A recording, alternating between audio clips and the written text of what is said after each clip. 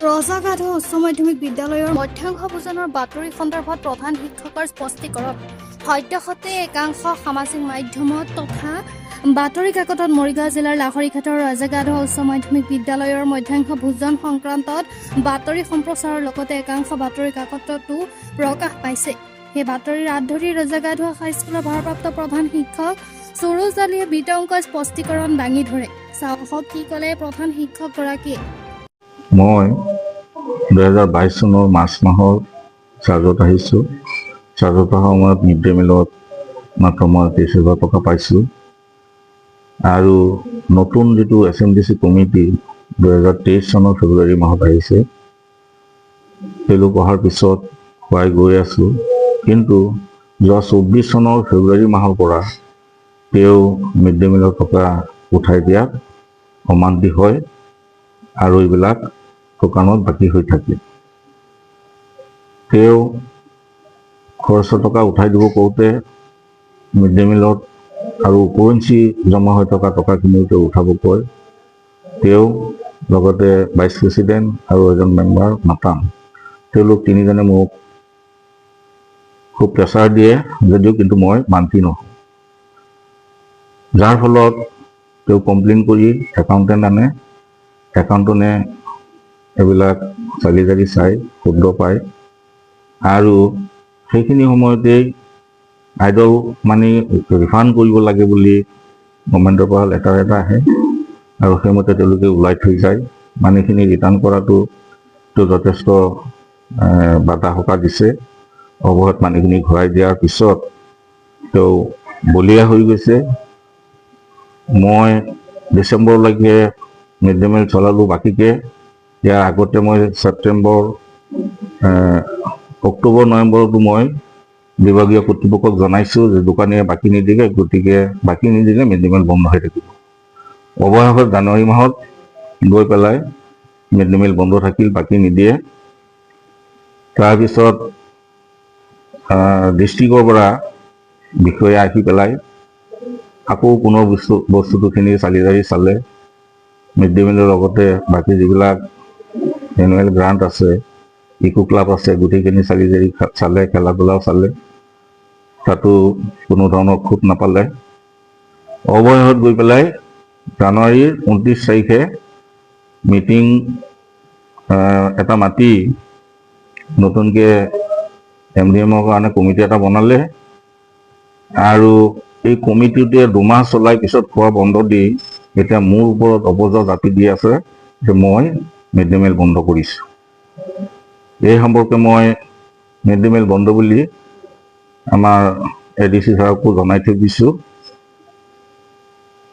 তাৰপিছত যিদিনাখন তেওঁ বাতৰিটো দিলে, ব্লকত মোক মাতিছিল। মই ব্লকত নথিপত্ৰ লৈ গৈছিলোঁ, কিন্তু তেওঁ মই বিদ্যালয়ৰ পৰা পলাই যোৱা বুলি কৈছে।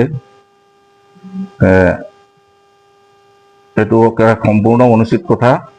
মই কাৰ্যালয় গৈছোঁ, অফিচৰ কামৰ কাৰণেই তাত মাতিছে, মই গৈছোঁ। তো মই পলাই যোৱা বুলি অপজৰ এটা আনিছে। তাৰ পিছদিনাখন ISI মাতিছে, মাতি পেলাই তেওঁকো মাতিছোঁ, প্ৰেচিডেণ্টকো মাতিছে। কথাখিনি আমাৰ পৰা শুনিলে, তথ্য পাতিখিনিও চালে।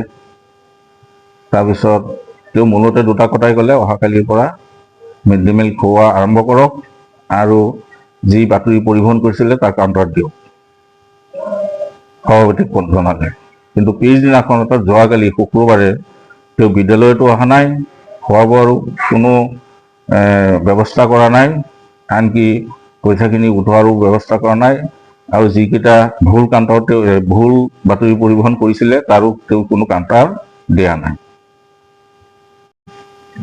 ইতিমধ্যে যিটো বাতৰি সম্প্ৰসাৰণ হৈছে, এই বাতৰিটো আমাৰ SMDC প্ৰেচিডেণ্টে ষড়যন্ত্ৰমূলকভাৱে মনে সজাই আনিছে। বাতৰিটো সম্পূৰ্ণৰূপে মিছা। কাৰণ জানুৱাৰী মাহৰ 29 তাৰিখে তেওঁ মিড ডে মিলৰ কাৰণে সুকীয়াকৈ এটা কমিটি বনাইছে, য'ত নেকি প্ৰেচিডেণ্ট আছে, ভাইচ প্ৰেচিডেণ্ট আছে আৰু আমাৰ শিক্ষক দুজন আছে। ফেব্ৰুৱাৰী মাৰ্চ মাহলৈকে তেওঁলোকে মিড ডে মিলৰ বজাৰ সময়কে আদি কৰি সম্পূৰ্ণ তেওঁলোকে দায়িত্ব পালন কৰিছে। এপ্ৰিলৰ পৰা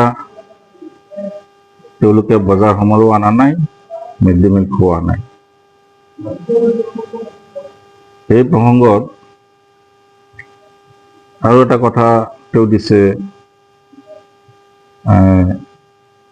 বিদ্যালয়ৰ ইনফ্ৰাষ্ট্ৰাকচাৰ সম্পৰ্কীয় গ্ৰাণ্ট যিটো আছে সেইটো সম্পূৰ্ণৰূপে মিছা। যিখিনি গ্ৰাণ্ট আমি পাওঁ পৰিচালনা কমিটিৰ সৈতে, আমাৰ ষ্টাফৰ সৈতে একেলগে পইচাখিনি খৰচ কৰা হয়। প্ৰায় সময়তে পৰিচালনা কমিটিৰ সভাপতিক মাতিলে আমি নাপাওঁ, শিক্ষকসকলক গৈ সেইবিলাক আমি যথাযথভাৱে খৰচ কৰোঁ। তেওঁ কৈছে যে এইবিলাক মিছ ইউজ হৈছে, আচলতে তেওঁহে কৰিছে। কাৰণ ইতিমধ্যে লাষ্ট যিটো আমাৰ PPA ওলোৱা হৈছিল তাত ইউনিফৰ্মৰ হেৰি আছিল, টকা আছিল, আৰু লগতে ইনফ্ৰাষ্ট্ৰাকচাৰৰ 10,568 টকা আছিল। আমাৰ বিদ্যালয়ৰ যিটো কাৰ্যালয় তাত চিলিং এটা লগাব লাগে, মই ভেণ্ডাৰজনক চিলিং লগাই দিবৰ কাৰণে ক'লোঁ। তেওঁ ক'লে যে নাই, মই চিলিঙৰ কাম নকৰোঁ, গতিকে আপুনি কৰি লওক, কিন্তু টকাখিনি দিয়ক। তেওঁ ক'লে যে নাই, প্ৰেচিডেণ্টে মানা কৰি থৈছে টকা দিবৰ কাৰণে।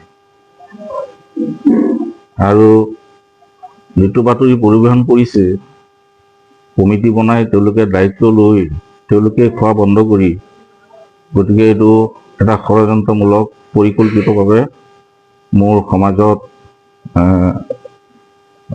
যশ নষ্ট কৰিবৰ কাৰণে, মানহানি কৰিবৰ কাৰণে তেওঁ এই বাতৰিটো পৰিবহণ কৰিছে। মই তেখেতৰ নামত মানহানি গোচৰ এটা দিম। ইতিমধ্যে তেওঁৰ নামত এটা গোচৰ মই দি থৈছোঁ। তেওঁ ছেটিং কৰি যোৱা বছৰ নহয়, এই 2025 চনৰ যিটো SSLC এক্সামৰ ফৰ্ম ফিল আপ সেইটোতো ছেটিং কৰি থৈ দিছে। এই গোচৰটো মই ইতিমধ্যে দিছোঁ। ষ্টপ কৰোঁ। চেক সম্বন্ধীয় কথা হ'ল, সেই 29 তাৰিখেই এটা চেক আমাৰ শিক্ষক এজনে লিপিবদ্ধ কৰে। জানুৱাৰী মাহলৈকে অনুমানিক 30,000 টকা খৰচ হৈ আছিল। তাৰ লগত ফেব্ৰুৱাৰীৰ 15,000 টকা অনুমানিক ধৰি 45,000 এটা চেক লিখি তেওঁক দিয়া হয়, যদি তেওঁ চহী কৰা নাই। আচলতে আগে পাছে আমি প্ৰেচিডেণ্ট আৰু ছেক্ৰেটাৰী দুয়োটা বেংকত গৈ তাতে চহী কৰোঁ আৰু তাতে টকাখিনি উঠাই আনো। কিন্তু এইবাৰ তেওঁ বেংকত নাযায় বুলি কৈছে, তেওঁ চহীও দিয়া নাই। অৱশেষত আমাৰ সেই শিক্ষকজনে, যিজন শিক্ষকে নিজ হাতেৰে লিখিছিল চেকটো, তেওঁ ঘৰত গৈছে, তাতো তেওঁ চহী দিয়া নাই। অথচ ব্লেম এটা আনিছে, চেকটো ব্লেংক বুলি। খালী চেক মই দিয়া নাই, তাত এমাউণ্ট ভৰোৱাই আছে। এইখিনি কোনোবা চালে তাৰ প্ৰমাণ পাই যাওঁ। ফেব্ৰুৱাৰী মাৰ্চ মাহ 2 মাহ চলালোঁ। তাৰপিছত টকা আহিছে বোধহয় ফেব্ৰুৱাৰী মাহত। মই আমাৰ ছেক্ৰেটাৰীক ক'লোঁ যে চেকটো দিয়ক। তাৰপিছত তেখেতে কয় নাই, আগৰ চেকটোৰ টকা উইড্ৰল হোৱা নাই, গতিকে মই চেক দিব নোৱাৰোঁ। গতিকে এতিয়া দোকানীয়ে বাকী নিদিয়ে, গতিকে কেনেকৈ মই খোৱাটো বন্ধ কৰিম। এইখিনি মোৰ কথা। মানে এইটোত কোনো প্ৰেচিডেণ্টৰ তাত মই লৈ গৈছিলোঁ চেকটো। প্ৰেচিডেণ্টে কৈছে যে এইটো চেকত ছেক্ৰেটাৰী চহী নাই, গতিকে মই চহী নকৰোঁ। ছেক্ৰেটাৰী চহী কৰি দিলে মই পিছত চহী কৰিম। এইখিনি কথা। ফেব্ৰুৱাৰী মাৰ্চ চলাৰ কাৰণে, পে'মেণ্টৰ কাৰণে দোকানীয়ে বাকী নিদিয়ে। দোকানৰ পে'মেণ্টটো হোৱা নাই। মোৰ কথা মতে যিটো হ'ব লাগিছিল যে টকাটো সোমোৱাৰ লগে লগে চেক পাত দি দিব, মই দোকানীক পে'মেণ্ট কৰিম। যে দোকানীয়ে সেইটো পে'মেণ্ট পোৱা নাই কাৰণে বাকী নিদিয়ে। মোৰ ক'ৰ পৰা কম দিয়াই নাই। মই যিটো খৰচ কৰিছোঁ সেইটো আগৰ খৰচ।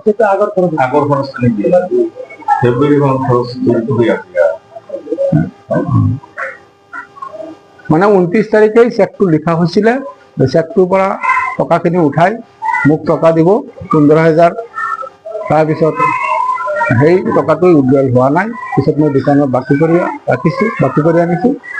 এতিয়া তেওঁক কৈছোঁ যে আমাৰ টকাটো সোমোৱাৰ লগে লগে টকাটো দি দিম, কিন্তু পিছত যেতিয়া সেইটো চেকৰ টকা উইড্ৰল হোৱা নাই, গতিকে আমাৰ ছেক্ৰেটাৰীয়ে পিছৰ যিটো দোকানৰ যিটো বেলেঞ্চ হৈ আছে সেই টকাখিনি তাৰ হজৰত আলী